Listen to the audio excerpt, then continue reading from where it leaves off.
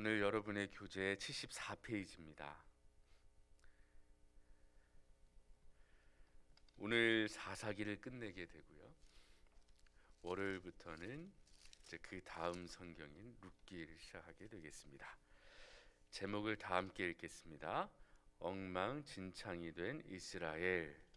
사사기가 이제 마무리되는데 결국에는 이 약속의 땅에 들어간 이스라엘 백성들이 하나님께서 약속하여 주신 축복과 그리고 하나님께서 주겠노라고 약속한 미래에 대한 축복들, 자손에 대한 축복들을 하나도 누리지 못하고 결국은 이 제목처럼 엉망진창이 되어버린 그런 이스라엘의 모습을 오늘 발견하게 될 겁니다. 특별히 저도 이쪽 사사기 뒤쪽 부분은 거의 설교한 적이 없습니다.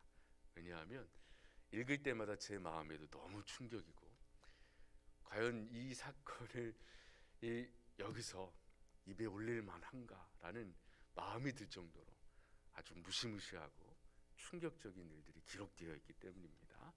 우리 이런 마음을 가지고 배경을 읽겠습니다. 배경입니다. 이제 반복하던 죄악상은 삶이 되어버렸고 이스라엘은 제멋대로 사는 나라가 되었습니다. 영적 질서도 무너지고 윤리도 상실했으며 무엇이 옳은지 그른지도 잃어버렸습니다. 하나님을 버리면 나라가 이렇게 됩니다. 지금 우리나라를 보면 괴롭고 두렵습니다. 그래서 여러분의 묵상집은 오늘의 17장부터 21장을 묵상할 때에 우리나라를 생각하며 기도하기를 요청하고 있습니다. 17장 6절을 방금 읽었는데요. 이 사사기의 제일 마지막 부분인 21장 25절을 한번 가볼까요? 21장 25절도 17장 6절과 같이 마무리되는데요. 함께 읽겠습니다. 그때에 이스라엘에 왕이 없으므로 사람이 각기 자기의 소견에 옳은 대로 행하였더라 라고 되어 있습니다. 그래서 이 사람들은 자기의 소견에 나쁜 대로 행한 것이 아니라 자기의 소견에 옳은 대로 행하고 있잖아요. 이것이 큰 문제인 거예요. 내 기준에는 옳아요. 그죠? 그런데 지금 사사기가 마무리되는 시점에 이스라엘은 하나님 보시기에는 정말 비참하고 아주 극악무도한 나라로 바뀌어져 있습니다. 그런데 그들의 평가는 어때요? 자기의 소견들에는 옳아요. 잘못된 게 아니에요. 그들의 생각에는. 우리 한번 1번 17장 읽어보겠습니다. 미가와 그의 어머니는 한 개인이 신상 즉 우상과 에봇 드라빔을 만들고 아들들 중에서 제사장을 세웁니다. 이것은 영적 질서가 아주 무너져 버린 모습을 보여줍니다. 17장 6절에서 그 이유는 사람마다 자기 소견에 옳은 대로 행하기 때문이라고 가르쳐 주었습니다. 지금 내가 사는 것은 내가 하고 싶은 대로 살아가고 있지 않습니까? 라고 되어 있습니다. 이 미가의 이야기는 우리에게 어떤 모습을 보여주냐 하면 한 가정에서 우상을 아주 쉽게 만들던 그 시대의 모습을 보여주고 있어요. 우상이 이스라엘 민족 가운데 큰 우상 몇 개만 있는 것이 아니라 각각의 가정에 마음만 먹으면 이 금장석에게 가서 자기들을 위한 신을 부어 만들 수가 있는 거예요. 그 집에 놨어요. 그랬더니 여기 뭐라고 기록되어 있냐면 미가의 집에 신당이 있는 거예요. 신당이 있으면 그 신을 섬기는 사람들이 필요하잖아요. 그래서 제사장을 레위인들 중에서 세우는 거잖아요. 원래는 나라를 위해서 하나님께 봉사할 사람들을 세우는데 자기 아들들 중에 제사장을 자기 집의 산당을 위해서 세워버려요.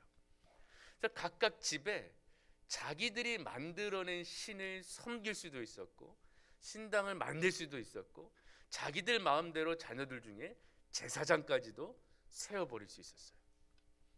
마치 일본과 같은 그런 모습인 것 같아요. 일본은 각자의 집에 조상신을 모시는 그런 것들이 있죠. 촛불을 켜놓고 하나님만을 섬겨야 되는 이 나라가 각 가정의 믿음과 신앙이 다 무너져 버린 모습을 보게 됩니다. 그 결과들이 뒤에 보면 아주 비참하게 나타나요. 이 일로 인하여 이 이스라엘 민족들 가운데 전쟁이 일어납니다. 이 베냐민 지파, 이 지파는 사라져버릴 위기에 처합니다. 근데 이 사라져버릴 위기에 처하는 것을 극복하는 방법도 아주 온당치 않습니다. 여러분, 복음이 우리의 삶의 모든 면에서 영향을 미치고 있는가를 한번 생각해 보실 때인 것 같아요. 지금 이 나라는 무너졌어요. 이제 하나님이 없습니다. 하나님의 가치와 기준이 없습니다.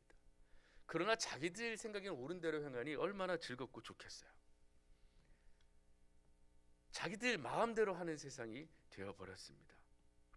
그러나 이런 모습이 뭐냐 하면 죄의 주된 형태예요. 죄라는 건 뭐냐 하면 하나님을 버리고 자기 뜻대로 행하기를 기뻐하는 거예요. 이 잘못된 줄 몰라요. 그게 반복되고 반복되다 보니까 여기 배경에서 읽으셨듯이 죄의 모습이 삶의 모습으로 그냥 정형화되어 버렸어요. 그게 나쁜 줄 모르는 거예요. 이럴 때 우리는 어떤 하나님을 섬길 수 없냐 하면 하나님이 안 돼, 멈춰, 그건 아니야 라고 해주시는 하나님. 자기 소견에 옳은 대로 하나님을 섬기면 얼마나 좋겠어요. 이 소리를 들을 필요가 없어요.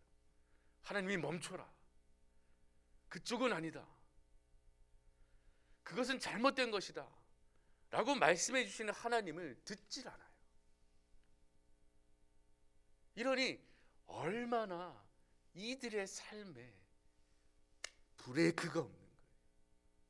자기들 마음대로 그냥 막 달려가는 겁니다. 21장까지 보시면 하나님이라는 단어가 별로 등장하지 않아요.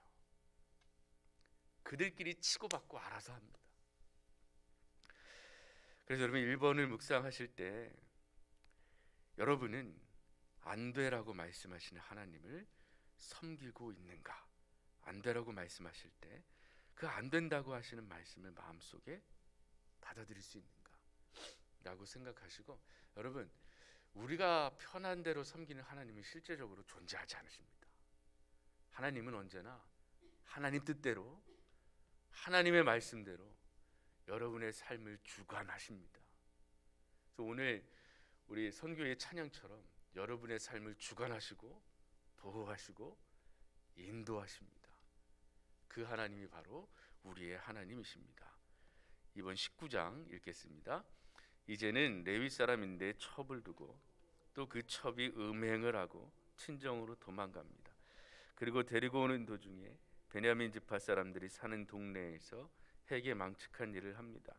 어떻게 이런 일이 일어날까요? 동성애를 지지하는 지금 우리가 사는 세상과 무엇이 다를까요? 라고 되어 있습니다. 19장부터 21장 읽어보시면 의롭다고 생각되는 사람이 한 명도 등장하지 않습니다. 아주 경악스러운 일이 벌어지는데 레위인이 첩을 두기 시작했어요. 근데 그 첩이 집을 나갔어요. 가서 데리고 올 때에 이방 동네에 머물지 않고 날이 어두워서 그래도 하나님을 믿는 동네에서 머물자 해서 간 곳이 베냐민 지파의 땅이었습니다. 그 땅에서 이상하게도 자기들을 맞아주는 사람이 한 명도 없는 거예요. 길 가던 노인이 그들을 맞아줍니다. 밖엔 절대 나가지 마시오. 큰일 납니다. 밖에서 노숙한다면 정말 큰일을 당할 겁니다. 그렇게 손님을 대접했는데 막 문을 두드려요. 사람들이 그 레위인을 끌어내라는 거예요. 그와 관계하겠다는 거죠. 남자들이 남자를 요구하는 사건입니다. 성적으로 타락했죠. 그래서 그 노인이 이런 일을 벌이지 마시오. 이건 안 됩니다. 대신에 내 딸과 저 레위인의 첩을 내주겠소 라고 이야기해요. 여인들은 그냥 물건입니다.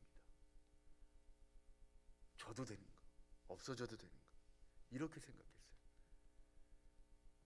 그래 그 첩을 내어주고 밤새 이 베냐민 지파 사람들이 끔찍한 일을 벌입니다. 그 여인이 죽어요. 아침에 레위인이 그 죽은 여인을 보고 어떻게 했냐면 12조각으로 나눠요. 그 12지파에 한 조각씩 보내버립니다. 이런 일이 일어나요. 열두 지파 사람들이 일이 어찌된 일인 거 막 모여요. 이런 악한 일을 니네가 저질렀니? 베냐민 지파를 학살합니다. 남자 600명만 남았어요. 이런 일을 벌였더니 베냐민 지파가 없어지게 생겼거든요. 근데 하나님께 불평해요. 자기들이 그렇게 해놓고 이 한 지파 없어지면 어떻게 해요? 하나님 불평합니다. 하나님이 응답하지 않으셨어요. 그랬더니 또 한 지파 사람들을 죽여 여자 400명을 데리고 옵니다. 또 학살을 저질렀어요. 200명이 모자르잖아요. 니네가 포도원 가서 오는 처녀들을 납치해서 살아라 그냥. 그리고 그렇게 납치를 합니다. 그리고 모두 다 집에 돌아갑니다. 그리고 마무리되는 구절이 마지막으로 읽었던 그거예요. 왕이 없었으므로 자기 소견에 옳은 대로 행하니라. 옳은 일이 하나도 없고 그 일을 막는 사람이 하나도 없고 의인이 하나도 없습니다. 아주 극악무도한 일들이 아무렇지도 않게 자행되고 이방 나라 사람들이 이스라엘을 치는 것이 아니라 이스라엘 사람들끼리 서로 쳐서 학살하는 일들이 벌어지게 됩니다. 그래 이 내용을 설교하기가 참 힘들겠죠. 어제 이 말씀을 읽으면서도 마음에 심장이 두근두근하고 충격적인 모습에 경악하게 됩니다. 하나님을 섬긴다고 하는 사람들이 이런 모습들로 성경에 기록되게 됩니다. 3번 읽겠습니다. 20장 21장 시작. 이 사건으로 말미암아 11지파가 연합하여 베냐민 지파와 싸워 600명이 남고 다 죽습니다. 한 지파가 이번에는 어떻게 그 600명에게 아내를 가지게 합니까? 그 역시 해괴망측한 방법을 사용합니다. 역시 제멋대로 사는 세상입니다. 하나님을 잃어서입니다. 지금 우리가 사는 이 세상이 왜 이 모습이 되었습니까? 라고 되어 있습니다. 하나님을 잃어서입니다. 이게 정답입니다. 하나님을 잃어서입니다. 악이 그냥 평범해졌습니다. 그래서 악과 도덕의 기준이 무너졌어요. 하나님의 말씀의 기준은 변치 않고 서 있는데 그 하나님을 잃어버리니까 하나님의 말씀이 세상에 드러나지 않으니까 이제 자기들 멋대로 도덕과 악의 기준을 만들어 봅니다. 이 정도는 괜찮아. 그나마 예전에 그런 극악무도한 죄들은 죄였는데 이제는 죄도 아닌 세상이 되어버리는 거예요. 왜냐하면 서로 존중하고 사랑하자. 그래서 네 생각이 그러니 그래 그렇게 생각할 수 있어. 내가 뭐라고 안 할게. 그렇게 생각할 수 있지 뭐. 그러니까 내가 생각하는 것도 뭐라 그러지 마. 나도 그렇게 생각할 수 있는 거 아니니? 이렇게 서로의 뜻을 존중하는 것이 사랑이라고 여겨지는 세상이 바로 이 세상입니다. 이걸 포스트 모더니즘이라고 해요. 네 생각 존중해 줄게. 내 생각도 존중해 주자. 그래 네 생각도 옳아. 그럼 내 생각도 옳은 거 아니니? 이렇게 사랑이 많은 것 같아요. 관용해 주는 것 같아요. 서로의 뜻을 존중해 주는 것 같아요. 그런데 기준이 없어요. 여러분 이게 기준이 세워주겠습니까? 제가 볼 때 이건 악한 거 아니에요. 그럼 여러분 제 뜻을 존중해 주셔야죠. 그럼 악한 거 아닌 겁니다. 또 어떤 사람이 와요. 그게 죄가 되겠어요? 죄도 아니지 라고 얘기해요. 들어줘야죠. 그러니 악과 죄의 기준이 세워지겠습니까? 세워질 수 있을까요? 없지요. 그러면 다 무너지게 되어 있습니다. 그래서 이 하나님을 잃어버린 세상에서 가장 괴롭고 고난받고 힘든 곳이 어디겠습니까? 교회입니다. 앞으로 교회는 더욱더 어려워질 겁니다. 요한계시록을 보시면 믿음의 사람들이 어떤 고난과 어떤 핍박을 받을 것인지가 다 기록되어 있습니다. 쉽지 않습니다. 그러니 이럴 때에 우리는 더욱더 마음을 다잡고 하나님의 말씀 안에 거하려고 노력하고 하나님의 뜻대로 살려고 노력하셔야 합니다. 우리에게는 왕이 있습니다. 왕이 없지 않아요. 이 사람들은 왕이 없으므로 자기 소견에 옳은 대로 행했을지 몰라도 우리에게는 영원하며 진정한 왕이 계십니다. 그분이 바깥에서 우리를 살리시려고 이 땅을 뚫고 내려오셨어요. 친히 육신을 입고 우리의 왕이 되셨어요. 우리를 위하여 심지어 죽으셨어요. 또 우리를 살리시려고 다시 살아나셨어요. 그리고 우리를 다시 하나님 나라에 들이시려고 이 땅에 오신대요. 그때까지 우리 말고 사랑하는 저들을 이 예수님의 품으로 다 모으래요. 그 명령과 삶을 우리에게 주신 왕이 계십니다. 그래야 우리는 우리 뜻에 옳은 대로 행할 수 없습니다. 그것은 죄이기 때문입니다. 우리에게 죄의 기준은 명확합니다. 그래서 저희 교회는 외칩니다. 세상에 반하는 것 같습니다. 상식이 통하는 나라, 차별금지법에 반대하는 교회, 그런 교회로 지금 우리 교회는 서 있습니다. 왜냐하면 하나님의 기준에는 죄이기 때문입니다. 그러니 우리가 왜 교회가 이러고 있는가를 잘 살펴보시고, 여러분의 뜻대로 교회들을 판단하는 것이 아니라 하나님의 말씀대로, 하나님의 뜻에 옳은 대로 행하고 있는 교회의 사역들에 동참하십시오. 그것이 세상에 하나님의 말씀을 빛으로 비추는 일이 될 것입니다. 한 구절입니다. 21장 25절을 계속 묵상했습니다. 그리고 요한복음 1장 14절에 말씀이 육신이 되어 우리 가운데 거하셨다 라는 말씀을 같이 묵상했습니다. 한 가지 은혜로우신 것은 이들이 여호와를 부르지 않아요. 부르짖음이 없어요. 그런데 하나님은 그들을 이끌고 가세요. 이게 얼마나 큰 은혜냐 하면, 우리가 예수 그리스도를 믿고 예수 그리스도께 부르짖지 않아도 예수님은 그냥 오십니다. 함께하고 계세요. 부르지 않을 그때에도 우리와 함께 하시는 거예요. 이게 얼마나 큰 은혜예요. 그리고 결국 부르짖게 하세요. 그 예수님의 사랑입니다. 적용입니다. 사순절 묵상하겠습니다. 우리의 삶의 중심은 어디에 있는지 돌아보아야겠습니다. 말씀을 기준으로 내 삶의 잘못된 것들을 다시 돌아보시고, 특별히 나라를 위하여 기도하시는 여러분이 되어야 하겠습니다. 감사와 기도입니다. 전능하신 하나님, 하나님의 말씀과 삶의 원칙이 무너지고 있습니다. 교회를 통하여 하나님의 뜻을 세상에 비추게 하소서. 그리고 교회의 사역에 전심으로 동참하게 하여 주시옵소서. 그래서 세상에 하나님의 뜻을 나타내 주시옵소서. 아멘이라고 기도하였습니다. 오늘 정리하겠습니다. 엉망진창이 된 이스라엘을 보며 우리의 나라를 위해서 기도하시는 여러분이 되셨으면 좋겠습니다.